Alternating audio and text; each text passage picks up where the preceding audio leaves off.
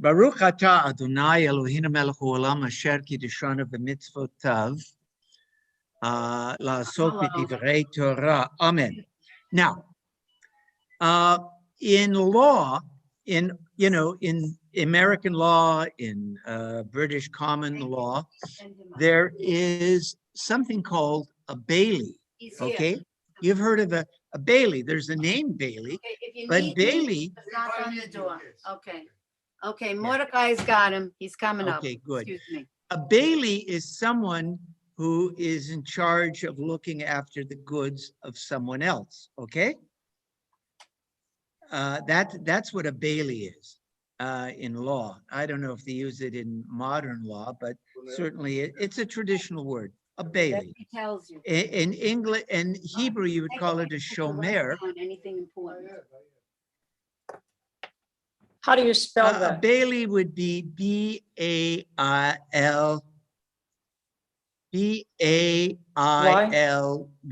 or L-E-Y. I mean, yeah, That's how I have it Bailey. spelled. Now, again, when you're in charge of somebody else's, when you've been asked to look after someone else's stuff, okay? It could be a pet, it could be a pet, or it could be something of value. And what happens, what is your liability as a bailee if something happens to that entity that you were supposed to be looking after? And so the Talmud picks this up. It's you can imagine a lot of different questions. You can imagine how this plays out in the real world. For example, if you ask me to look after your house, okay, you're gone. Okay, you're gone. You're going away for a few weeks, and you ask me to be a house sitter, okay, or at least look after my house. Let's say there's a fire in the house when you're gone. What happens if there are burglars who break in while I'm looking after your house, and they steal your computers and your televisions and stuff? As the person looking after it, the bailee or the shomer in Hebrew, what's my liability? Well, it depends. We're going to see in Shavuot that this is a tractate in the Talmud. We go at the top of the page and we see there are 4 kinds of guardians, 4 kinds of bailees. An unpaid guardian, here they're calling a guardian, they're calling a bailee a guardian. A borrower, a paid guardian, and a hirer. Now, if I ask you to look at, now, let's say I have an animal, okay? I have a prize cow, okay? A prize cow, and it's in a corral, and I'm going away for a few weeks, and I ask you to look after it. Now, you're going to feed it, and you're going to make sure it's got water. Now, if I'm paying you money to look after it, that's a different kind of bailee, a different kind of guardian. If you're doing it as a favor for me, that's different. Your liability is different, or my liability is different if I'm the shomer, if I'm the guardian. The question might be, there are other questions that get asked. We always ask, when you ask what is the Jewish stand on this or that, the answer usually initially is, it depends. Let's define it a little differently. Now, if I'm looking after your prize animal, and you've hired me to look after it, and I leave the corral gate open and it wanders away and it gets lost, or it gets hit by a car, and guess what? If you're paying me to do that, that's different from if um, if uh, than if I'm doing you a favor and I happen to leave the corral door open. I might I might be liable, but it would be a different kind of liability. What if um, I'm looking after your house as maybe a paid guardian, and I leave the door open, and I don't put the alarm system on, and burglars go in and rob. And well, if I forget, there's a different kind of liability. If I put the alarm system on and lock the door like I'm supposed to, but these are pretty sharp burglars and they know how to turn the alarm off, and I did everything that was reasonable, that's a different kind of situation. So before we get to the text, let's just read the commentary at the bottom. The oral law developed over a period of about 6 centuries, beginning with the return of the Jews from Babylonian captivity about 450 BCE to the end of the last Jewish war against the Romans, 135. So we CE. And you remember the Mishnah was edited about 200 CE. So the basis of Jewish law, as we know it, halakha, really got developed over that, what we could say 600-year period, 450 BCE to about 135 CE. Now, during these 6 centuries, the great powers of the ancient world were Egypt, Persia, Greece, and Syria, and toward the end of the period, Rome. These great powers warred among each other for dominion over that world. Since Israel was the land bridge connecting the home countries of the warring parties, many of these wars were for control of the land of Israel. So during these 6 centuries, the Jews had to adapt to living under Persian, Egyptian, Greek, Syrian, and Roman rule. Now, if you looked at a map of Israel, I wish I had a map of Israel here, with relationship to the rest of the countries. Israel, do you know what continent? I'm just going to put it out there. What continent would you say Israel is on? Asia, I think. It is Asia. You're right. It's in Western Asia. But it's very close to Europe. It's not that far from Greece. Right. And it's very close to Africa, because Egypt is in Africa. So you see, Israel is on the crossroads of 3 continents, right? Which has made Israel very strategically important in the land of Israel, very strategically important, because the trade routes between Asia and Africa and Europe and Africa and Asia ran through Israel. So in the ancient world, they were always Right back. fighting. Excuse me. Yeah. Continue. Don't wait for me. So, they were always fighting over the land of Israel, the Egyptians and the Syrians, the Greeks and the Romans, the Persians. But the land of Israel was not only a route and a battleground for warring armies. It was also the a pathway of commerce between East and West, between Europe, Asia, and Africa. Israel became a commercial nation as well as a nation of farmers and herdsmen. Its laws, which were eventually collected in the Mishnah, had to spell out in great detail the rules governing trade and commerce. Now, a major source of dispute in business and commerce is who is responsible for goods in the hands of someone other than the owner? An artisan who works on materials left with him for manufacture. You know, if I have a painting that I want framed, okay, you there, Betty? I'm back. I'm back. Yeah, Okay, let's say you're a framer, okay? You frame pictures, right? And I bring my painting that I bought on a cruise to you. And I say, I'd like it to be framed. I'd like it to be matted and framed. And something happens to it when it's in your key. I drop it off to you, okay? And it's going to cost me $100 to have it framed.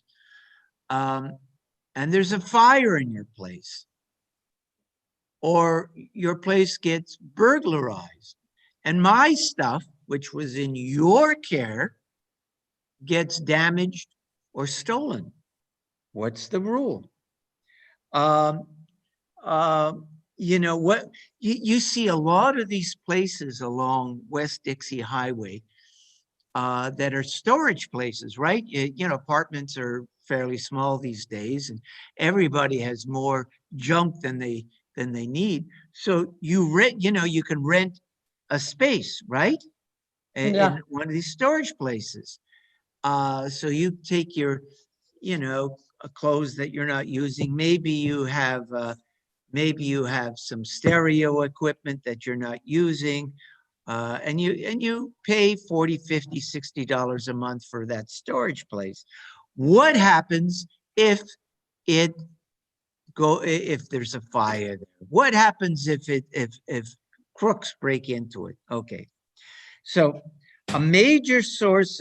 Okay, or what if someone is going to ship something? What if you take it to a shipper who carries cargo belonging to a shopkeeper who sells goods belonging to the producer, a banker who takes care of other people's money, and of course, a neighbor who borrows a tool or a piece of furniture? Just think about all of those. Those are nitty-gritty things that happen every day. You know, you borrow somebody's tool, you know, and it gets stolen, or maybe you're careless, you shouldn't be. Maybe you break it, you didn't mean to, or something happens to it. What, you know, what's the, you can see that's going to be a point of contention for in business, or a point of contention for friends or neighbors. Now, the Mishnah in Shavuot, that's what this tractate is called, defines the responsibilities of these various holders of other people's property. In the Mishnah, they're called guardians or shomrim. As was natural for the Jews of that time, the examples were put in terms of cattle, hearkening back to the time when most Israelites tended flocks, their own and their neighbors. Sometimes, you know, you might be looking after the cattle or the sheep of someone else. The first type of guardian is the unpaid guardian. The neighbor you ask to look after your house while you're away for the weekend. The neighbor is, after all, doing you a favor, so he's not responsible for damage to the house if he takes ordinary care of it. He's not expected to sleep in the house and guard it 24 hours a day. If a fire breaks out or thieves enter it in the night, he's not responsible for the loss. We're going to find out. That's just if he's doing you a favor. If he takes normal care of it, you know, he's not responsible. The second type of guardian is the borrower, which is a little different. The neighbor who asks, "Can I use your lawnmower?" He is responsible for what he borrows. He is obliged to return the lawnmower or anything else he borrows in exactly the same condition as it was in when he took it. If he loses it or breaks it, he must make good the damage. Now, there's a third type. Remember, there are 4 types of guardians. The third type, or baileys, or shomrim in Hebrew, the third type is the paid guardian, the person to whom you say, I have to go away on business. I'll give you $5 a day to watch the house, water the plants, feed and walk the dog. Wow, that would be cheap to find a house sitter for $5 a day. Okay, he is responsible for what he's paid to take care of within limits. He's responsible for damage that could be prevented by watchful care. But if during a windstorm, a tree falls on the house, he cannot be asked to pay for the repair. After all, he had no control over that. But if he took off if he took off for the movies and left the back door open and someone came in and vandalized the house, guess what? He's responsible. So it's the fourth kind. We now have the person doing you a favor. That's one kind of guardian. Someone who borrows something that you own, and we've done the paid guardian. Now the fourth type is the renter. Okay, this is something a little different. The renter, the person who says, "My car is in the shop. I'll give you so much a day for the use of your car until mine is fixed." Like the paid guardian, he is responsible for proper care of the rented property. If he crashes the car into a tree, he must pay to get the car repaired. But if the car breaks down because of age or improper servicing before the renter took charge, he's not responsible. For these relatively simple examples, a whole body of case law developed to take care of very intricate commercial dealings. It worked too because 1,000 years later in the Middle Ages, the only way an importer in Germany, France, or England could do business with a supplier in Turkey, Egypt, or Arabia was through Jewish middlemen. That's what we did. A lot of us did. We were importers, exporters who were bound by Jewish law. So, that was one of the things that we did because in the Middle Ages, we Jews, because, we were scattered.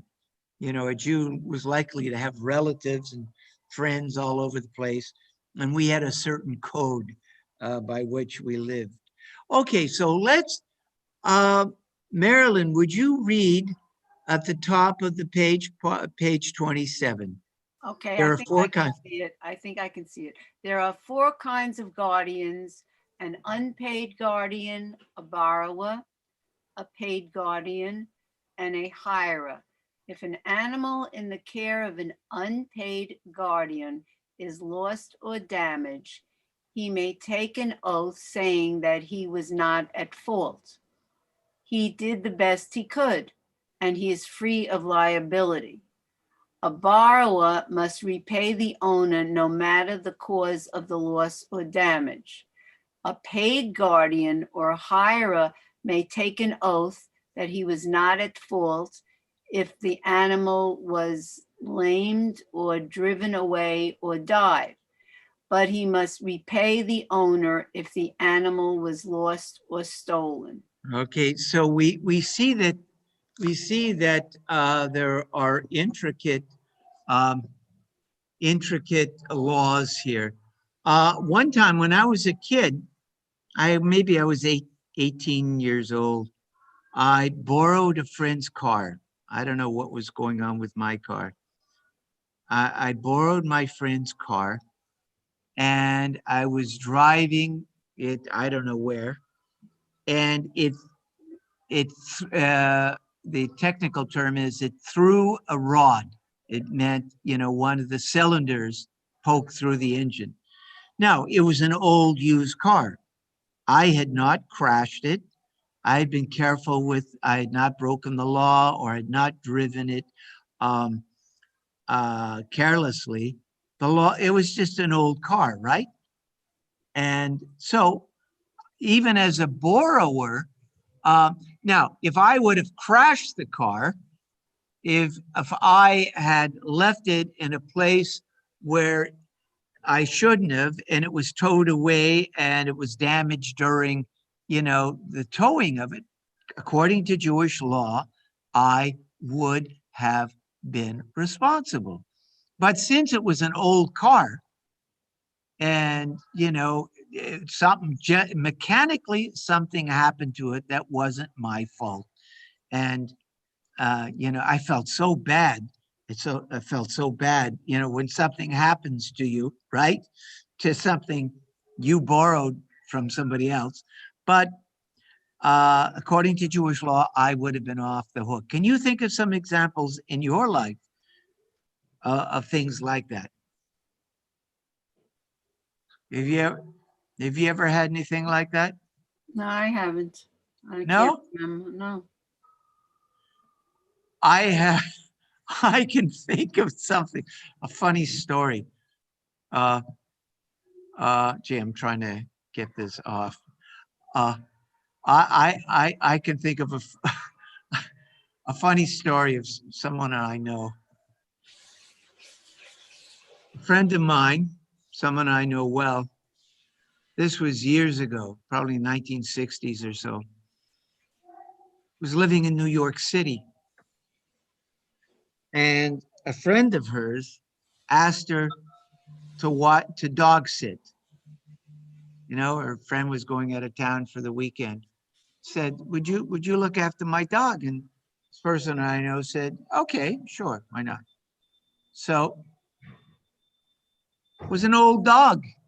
And the person I know took good care of the dog, fed it and walked it, for the first day.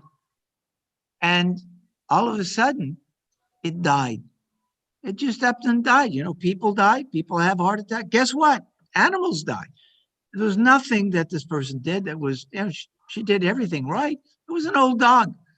Dogs get sick and die, and who knows? So there she is in a Manhattan apartment. What am I going to do with a dead dog? I can't just toss it in the garbage, right? Her friend was going to be kind of sad to come home and find that her dog had died, but this person I know couldn't keep the dead dog in her apartment till the owner came home.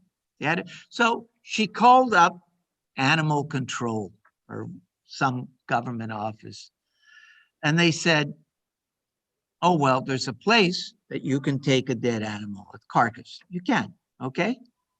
And you drop it off. So person I know said, how am I going to transport it? I got to go on the subway. She said, I got an old suitcase. Okay, I got an old suitcase. It's a small dog. Can't carry a dead dog in a bag. Oh, God. So she put it in a small suitcase. She carries the suitcase. She goes to the IRT, the subway, and she gets on. The only place that she could sit was by the door of the subway, right? So she's sitting, and it's going, it's the local, west side IRT, and it's local, and it's stopping here and stopping. So it comes to a stop. I don't know where it is, 57th Avenue, 72nd or someplace. And she said, the door opened, a hand reached in and grabbed her suitcase and ran away with it. And she jumped up and was going to run after it. She said, And the door closed. is that, and she said, let him have it. It's an old suitcase. I don't care about it anyway. Is he going to be shocked when he thought he was stealing something valuable? So now, of course, getting back to our, question about responsibility, she was totally what we call yotze. She was absolved. But I thought that was just a funny story. Can you imagine the guy going, oh, I wonder what I got in the suitcase? So anyway, so yeah. So we see that Jewish law, But the friend may have wanted to make a funeral. I hope she called the friend before she put them and took the dog away. well, in those days we didn't have You know, cell people phones. have like cemeteries now with dogs, you know that, and they have real ceremonies, et cetera, et I cetera. know. I've heard I about it. don't think back then people made quite, people love their pets just like we do now. I don't think we made quite the same fuss. Uh, and we didn't have cell phones. It was harder to get in touch. Person may have been in transit. Right, right, right. I don't know whether she had her friends. The phone number where her friend was staying, I don't know. Right, right, right, right. So, but that's a type, but that really fits into our case law today about looking after someone's property. Yeah, I'm always I'm always a little cautious about borrowing other people's stuff. What if I'm not always careful. I'm not always that careful with my own stuff. If you lend me something of yours, I'm going to really look after it, but I'm a little nervous about it. I can be a little absent. You lend me a book, I go to Starbucks, I forget the book, if it's my book, that's one thing, but if it's your book, hey, and you wanted it back, I have to, I try and be very, very careful with other people's stuff, but it's always embarrassing when you borrow something that someone owns, and it's maybe not in the greatest shape, and it's going to probably fall apart anyway. And you only have one job to do with it. It might be some kind of garden tool, and it breaks. And I would probably buy a new one for the person, but Right. honestly, the new one is worth a lot more than the old one. That's true. But just because I feel bad, it broke. It broke down, and nothing that I did. I was using it correctly, and just like that car that I borrowed when I was 18 years old, I'd done nothing wrong. It was just old.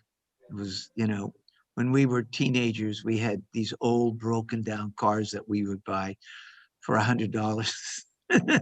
I'm telling you, we drove. Yeah, they would drive a few thousand miles, and they would, we might have them for 6 months, and then they would just break down, and we Bye. take them to the junkyard and buy another one. Can't do that anymore. Any kind of used car is going to cost you thousands of dollars these days. So, oh boy. So what's new? Did Mordecai get his shots? We're going together this afternoon. I made the appointment for both of us. Is this your first or second? Second. Oh, good. Well, just take, I took a little Advil after my shot. On Friday night, I had all this energy. This was 4 Really? hours after. I felt very, Amazing. it may have been psychological because I was so glad to have my second shot. I may have been just yippee, I don't know. I hope I get that reaction. And apparently I had no physical reaction. So Everybody's different. That's why it's so crazy. They don't know enough. That's why it's scary. They really don't I haven't heard of anybody being seriously ill with the shot. They might get tired, I heard. very mild kind of flu symptoms, like, They do just get being fever. tired, They do schleppy, get fever. I've but heard. not a high fever. You're not going to get like 102, but it could be maybe a low grade fever, and you just feel schwach. And so you go to bed and you watch TV and you'll be okay in the morning. Take a couple of Advil, drink some orange juice and you'll be fine. That's what I'll try. And Yeah. Marilyn is good. She had all the vaccines. Yeah. We're both, She didn't have a bad reaction. no, Which one did you take? we both got the Pfizer? Pfizer. We Yeah, both I'm got taking the Pfizer. Moderna. I'm taking the Well, Moderna. that's got the same, but they're both of them Similar. are about 95% effective. Right. So still wear your mask and be careful. But, a week after next, we're going to fly. You are. We're getting on an Boy, airplane. We're you're flying up to courageous. North Carolina. You're courageous. And, we'll wear our masks. We'll keep our, social distance, but I'm not going to be too panicked about it, right? I We don't have know. aisle. For you, no, but for me, I'm not making any plans for anything until I feel safer. Yeah. Even after the vaccine, it's just Well, they don't know enough. yeah. I need to get up, and we haven't been to our house in North Carolina since early November. We need to go check on it, and our grandchildren are up there. And so we need to. I haven't seen my family in a year, and they're in West Palm Beach and Palm Beach Gardens. Well, are they older, younger? What's the deal? Well, I'm the middle one. My brother's younger. He's past 65, and my sister is 4 years older than I am. So we're up there. You know what? They had their vaccines. They did. I can't tell you what to do, Marilyn, but Yeah. I think the Might be four safe. of you or six of you should be able to get together. I think, give it a couple of weeks. It needs, Yeah, you have to have 2 weeks after, I heard. yeah. And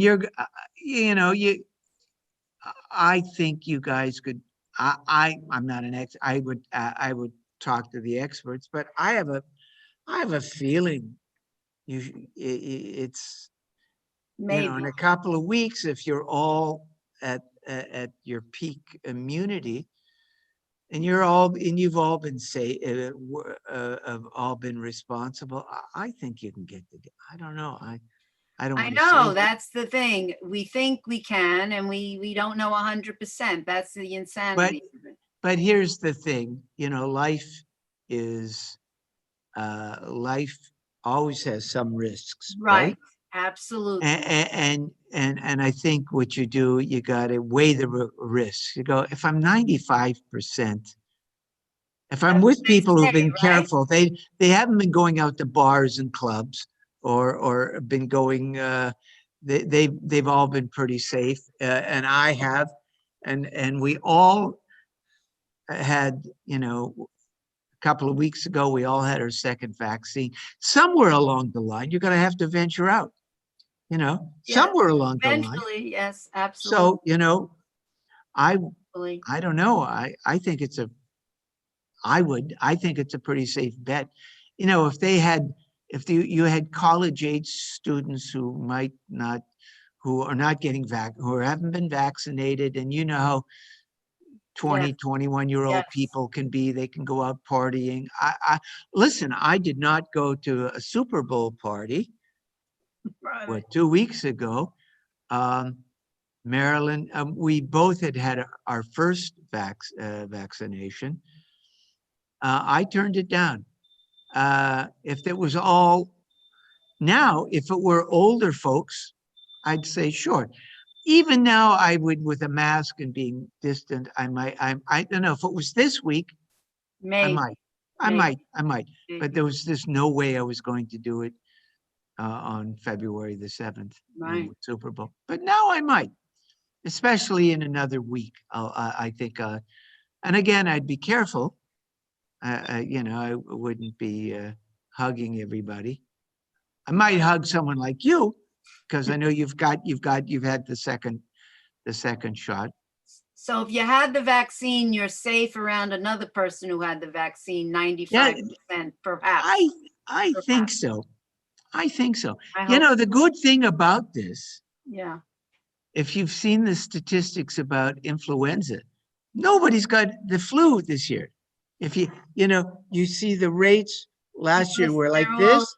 This year they're like this. Because they're Be- because- quarantined. Because we're quarantining, we're wearing the masks. It Nobody- protected from the flu also. That's Do you right. know I anybody did who take got the flu shot. or a bad I cold took this the year? flu shot. I did take the flu shot.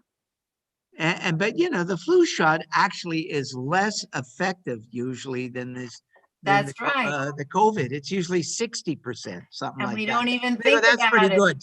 All these years we take it, and there are a lot of people who haven't taken the flu, but it's not as dangerous, the flu, as to the That's right. You COVID. get the flu. And That's right, the that's right. difference. That's So, the difference. yeah. Oh boy. So it's good to see you all. Good to see you And- and Betty. Stay well.